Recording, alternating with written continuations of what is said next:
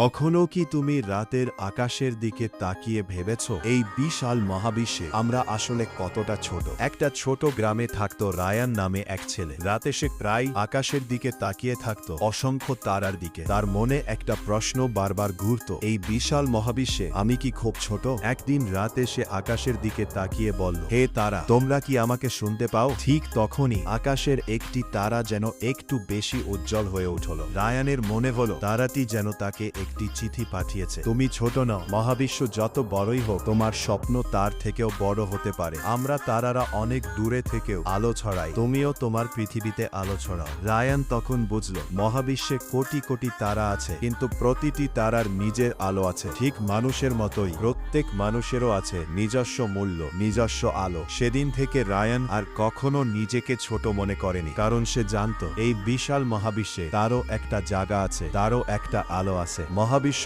আমাদের একটা কথাই শেখায়, আমরা হয়তো ছোট, কিন্তু আমাদের স্বপ্ন, ভালোবাসা আর আলো পুরো পৃথিবীকে বদলে দিতে পারে।